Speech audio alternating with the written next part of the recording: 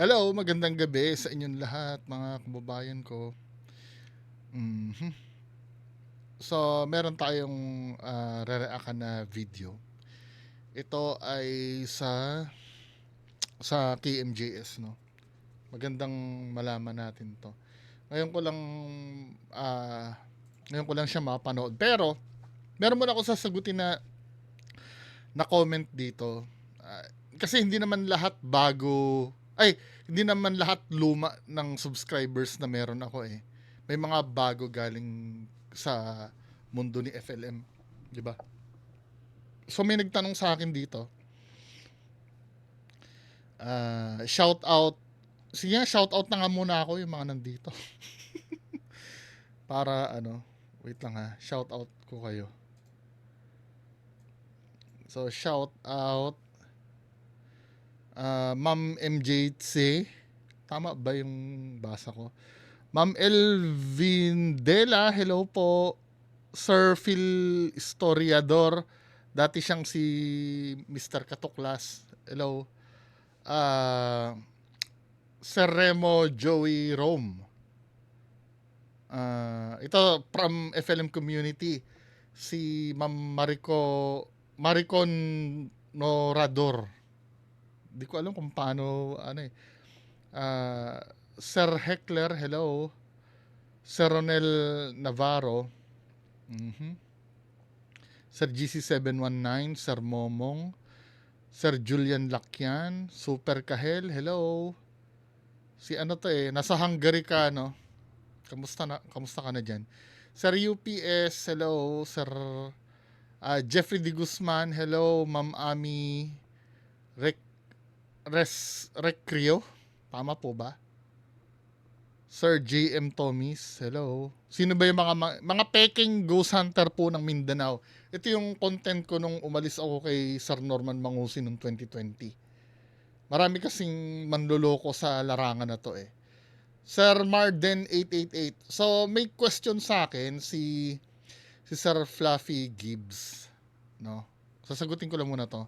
I'm trying to grasp your paranormal material, bungo. Ano ba stand mo approaching each skeptic, debunker, or you firmly believe all of it and you are searching to find and experience each claim for yourself?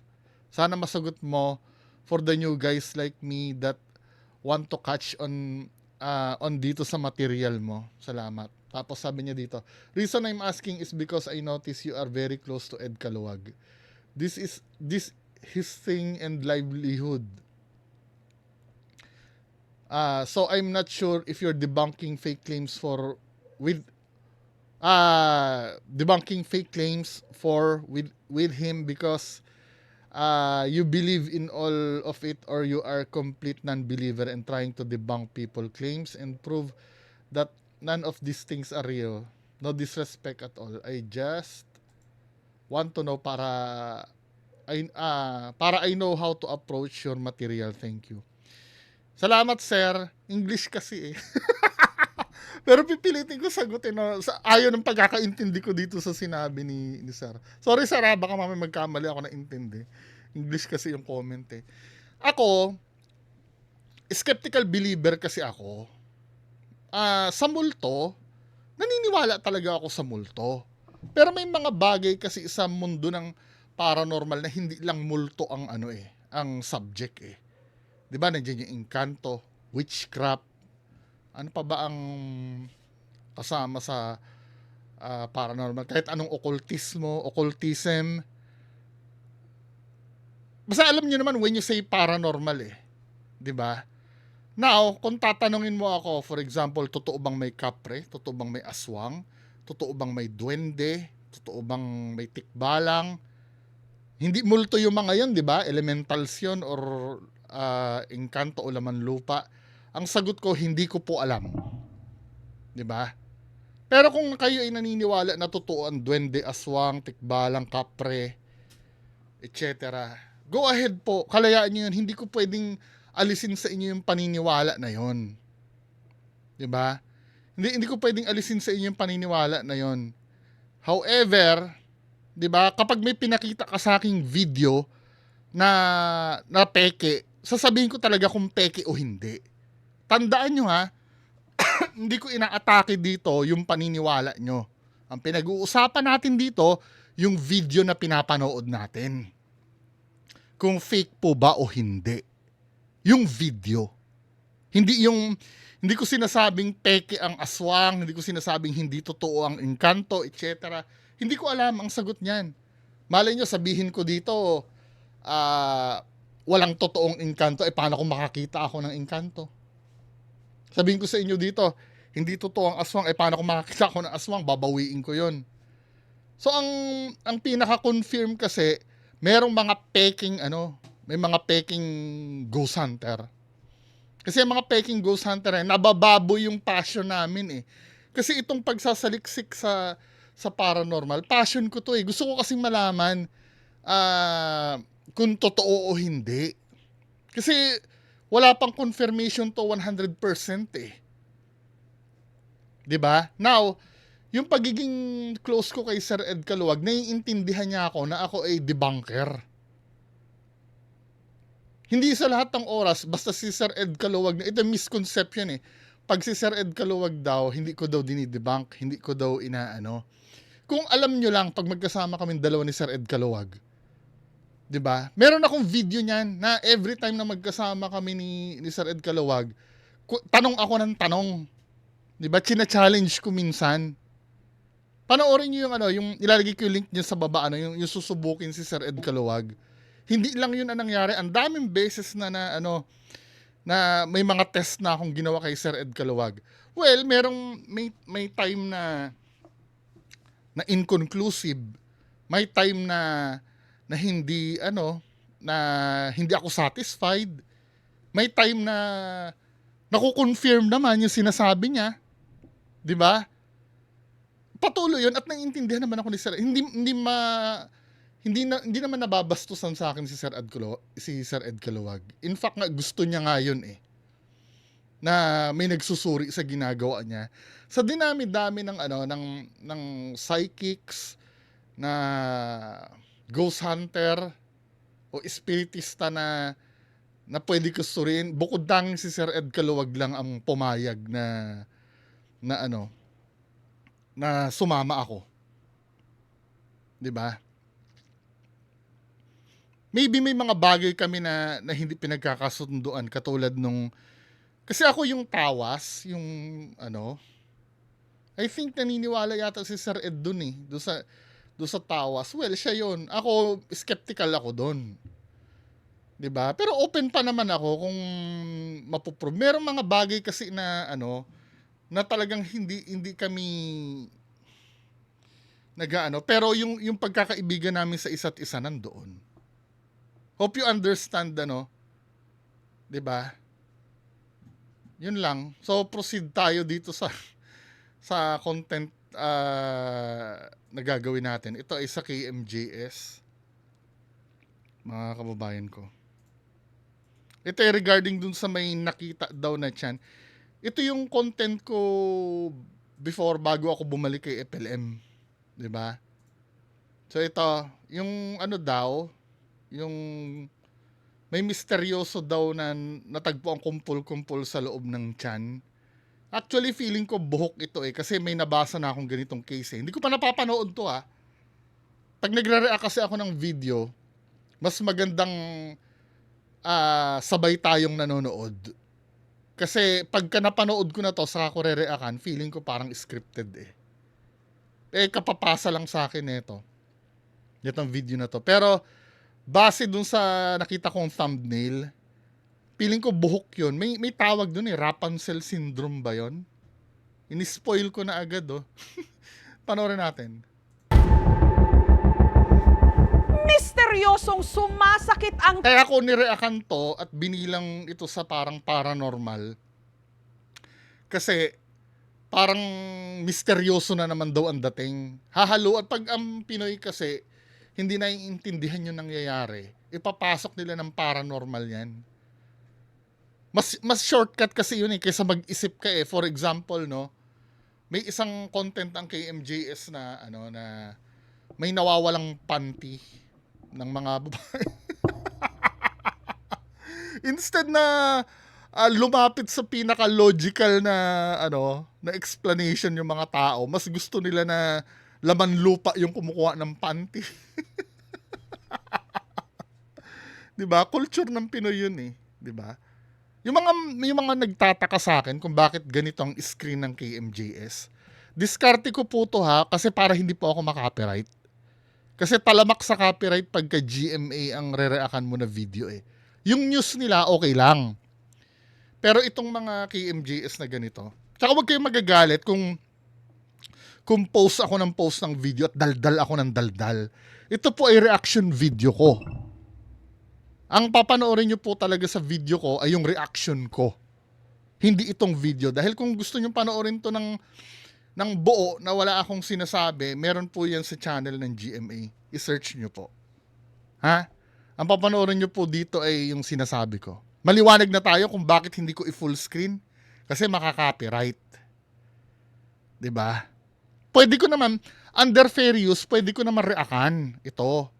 Kaya lang, yung revenue kasi, dahil doon sa copyright, sa GMA mapupunta. So, hinahanap ko na loophole para sa akin naman mapunta yung dadaldalin ko dito. Okay na tayo? Wala nang tanong regarding dito sa screen ha, at yung pagsasalita ko. Para sa mga bago po, welcome po sa channel. Tiyan ng isang bata sa Cotabato. Kaya laking gulat ng lahat nung siya'y operahan at sa kanyang tiyan may nakitang kung ano-anong kumpol-kumpol. Feeling ko buhok yan eh. Alalang-alala ang ina na si Nora. Part yan ng obsessive-compulsive disorder. Dahil naalala ko, kasi nurse po ako eh. Meron kaming subject na psychiatric. Parang natakal na namin ito dati. Hindi niya tunay na pangalan ng ang kanyang anak na si Fatima, hindi rin niya tunay na pangalan. Biglang namilipit sa sakit ng tiyan. Hindi niya ma-explain, basta masakit daw po. Yung tiyan niya lumalaki na siya, tapos matigas na matigas po. Grabe yung suka niya. Malapit na tayo.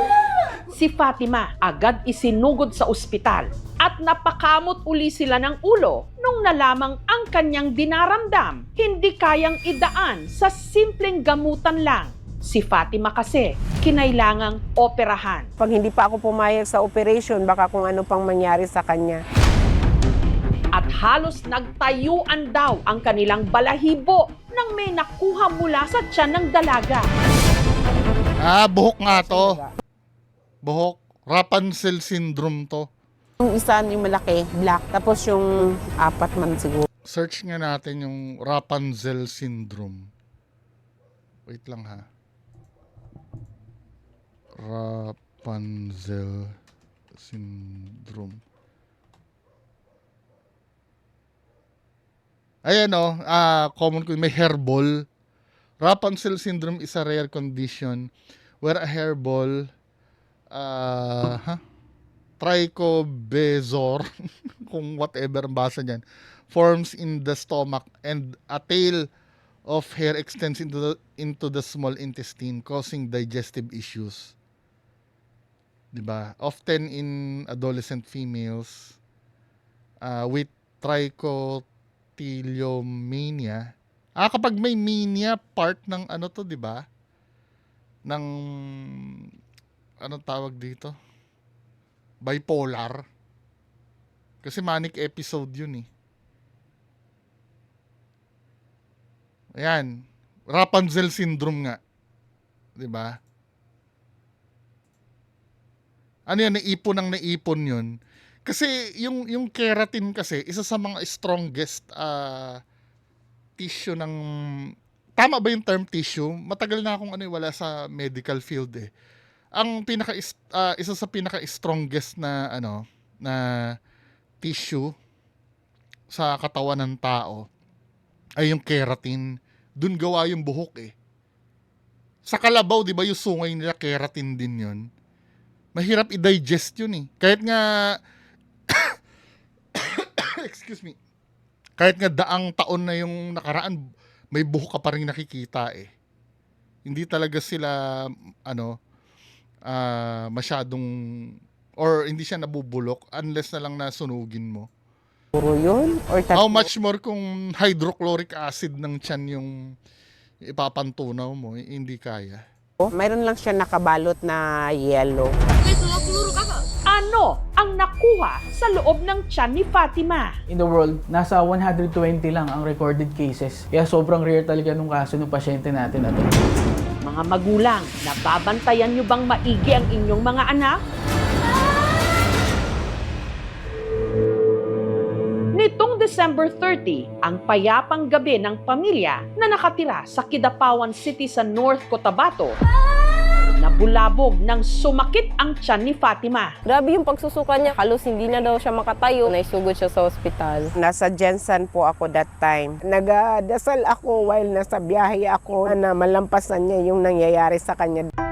Pagdating ko doon, hindi ko May ipon maiwasan na na may mag-iyak nung makita ko yung anak ko na namimilipit sa sakit. Agad siyang sumailalim sa iba't ibang mga pagsusuri. Nakita doon sa x-ray niya na merong bukol. Hindi siya ma-explain na bukol. Lumalaki na siya, tapos matigas na matigas po. Grabe yung suka niya. Dahil dito, kinailangan ding operahan. I-address yung cause. So, in this case, foreign body ingestion, Pwedeng ito mag-cause ng pagbabara sa bituka. Pag mas lumala pa or sa severe cases, magkaroon ng perforation or pagkabutas ng bituka. Siyempre, pag di naagapan, pwedeng ikamatay ng patient. Naiipon ang Ano yung naiipon takot ko na baka hindi niya kayanin. Sabi ko sa kanya, kahit anong mangyari, sabi ko, wag mong kalimutan ang Allah. Pero dinaga ang kanilang mga dibdib nung nakita kung ano ang nakuha sa loob ng tiyan ni Fatima. Para siyang daga. Isang malaki, dan tatlo ata na maliliit yun. Hindi ako makapaniwala na ganun yung nakuha sa kanya. Hanggang inamin ni Fatima na di umano meron siyang kaibigan na nag-udyok sa kanya na kainin kung ano ang nakita sa kanyang tiyan. Itanong ko sa kanya, bakit ganun? Diba? Diyan na naman papasok. Diba? So, dahil ito ay kasi actually yung Rapunzel syndrome na yan, kasama sa yan sa mental disorder Baka naman pwede rin may schizophrenia, yung sinasabi na ganito na meron siyang kaibigan na pwedeng to hallucination.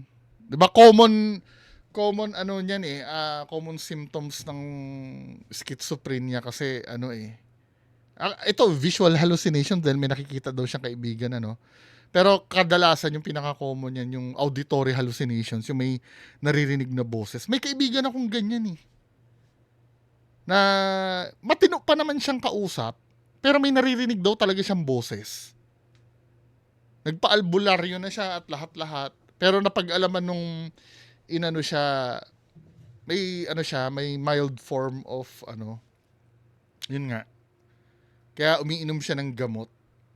'Di ba? Pagka may mga symptoms kayo na ganyan,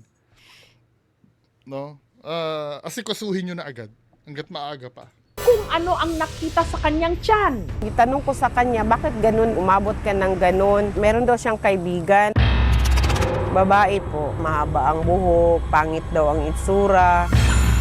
Nag-comment talaga sa kanya na kainin niya. Nag-start daw yung pag-eat niya last 2021.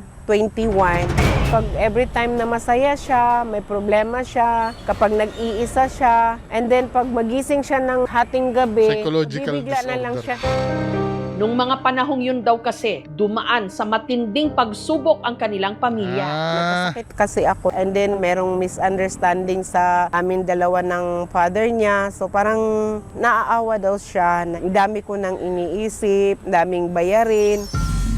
So yun na, every time, pag may ginagawa, pag happy siya, sad, so yun yung ginautos sa kanya is kainin yung... Ano ba talaga Sabi ko na nga sa inyo buhok talaga confirm. bumara sa tiyan ni Fatima na Hairball. nagdulot sa kanila ng malaking problema? Dadagain lalo ang inyong dibdib sa mga revelasyon Para siyang daga. Yung isa yung malaki, Dadagain black. sa aming pagbabalik. Dadagain. dalaga sa North Cotabato. Ilang gabi nang sumasakit ang tiyan.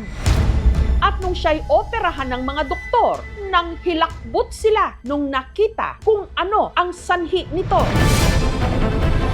Para siyang daga. Yung isa yung malaki, black. Tapos yung 4 man siguro yun. Ulit-ulit naman tong Or tatlo. mismong findings Buhol na. ng...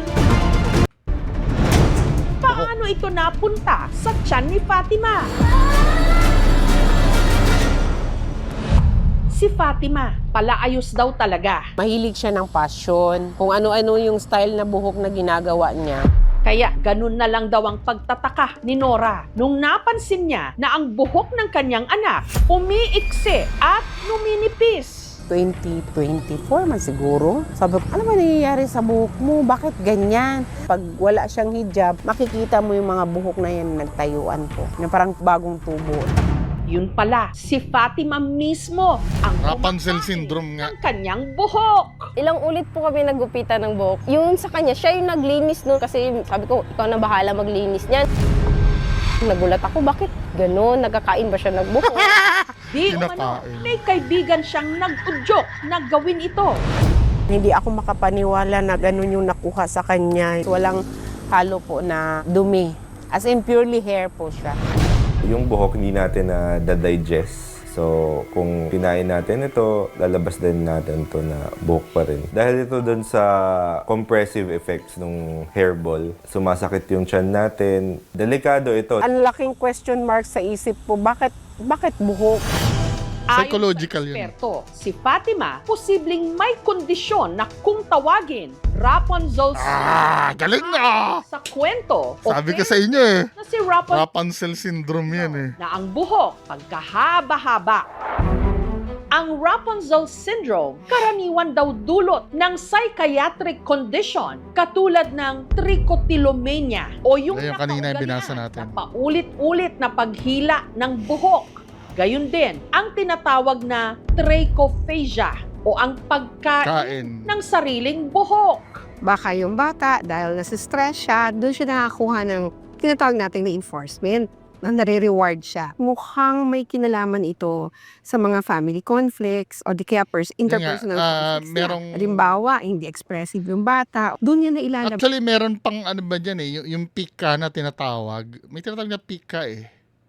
Yun naman, kung ano-ano naman ang kakainin mo doon. Halimbawa, ito yung clip, no? Kung ano yung basta madampot, kakainin naman. Pero pag may mania, ano yun eh. Ang manic episode kasi produkto yun ng bipolar eh. Baka ma-mention yung Mas. bipolar. Yung sa Rapunzel syndrome, nagagamot naman yan. Operasyon ang usual. Pagdating naman sa psychological condition, cognitive behavioral therapy, kung saan yung kanyang pattern of thoughts ay ima-manage. Imbis na yung buhok na hinilahin niya o kainin niya, meron siyang stress ball na hindi nakakasama o nakakasakit sa kanya. Pwedeng nagkakaroon siya ng imaginary friend. At itong kaibigan na ito ang nagsasabi sa kanya na tanggalin mo o kainin mo yung buhok. Hallucination, kung ito ay actual na naririnig, pwede rin na ito ay isang paniniwala. So ang tawag naman doon ay delusion. Kaya napakahalaga talaga na magkaroon ng psychological assessment yung bata. Itong tinatawag na imaginary concept po ay ito ang tinatawag namin na dasar o evil. Ito ay kinikonsider sa Islam na haram. Kung baga ay May sa spiritual aspect din meron. nag-mislead sa mga tao, dapat serious tayo. Ang maging kwan natin is connection. Huwag po tayong mag-isolate. Panatiliin natin ang pananalig natin kay Allah. Susundin ko po yung sabi ng doktor na ipapa-refer daw kami sa psychiatrist. Ang problema, hindi sapat ang kinikita ni Nora bilang guro at ng kanyang mister na driver para sa mga gastusin sa pagpapagamot ng anak. Kulang na kulang po talaga. Pag wala akong pera, paano na lang? Ma'am, from social welfare po. Ang mga kawani ng Kidapawan City Social Welfare Office nagpaabot ng tulong. Ang aming programa nagbigay din ng tulong pinansyal. Hindi ko ba expect eh. Siyempre, naka-media eh. Tutulong talaga yan. Yung mga kasi, masasabihan na walang kwenta yung mga taga-Kidapawan na LGU, di ba? Kung yung ang lumabas sa Imbornal, tinulungan eh. Dahil na media eh. Thank you so much po, ma'am. Food packs, tsaka po financial assistance, 10,000 pesos. Pwede po natin silang i-refer sa DSWD sa provincial government. Nag-o-offer din po silang assistance. Thank you so Sana wag ningas kugon, no? Baka mamaya sa una lang na talaga, yan. ma'am. Malaking tulong na po ito sa amin. Samantala, matapos ang mahigit 1 linggong pagkaka-confine sa ospital, kahapon lang na-discharge na si Fatima sa ospital. Mayakap yung mga kapatid ko po. Also, makita sila ay makapagpahinga din po. Excited ako na gawin.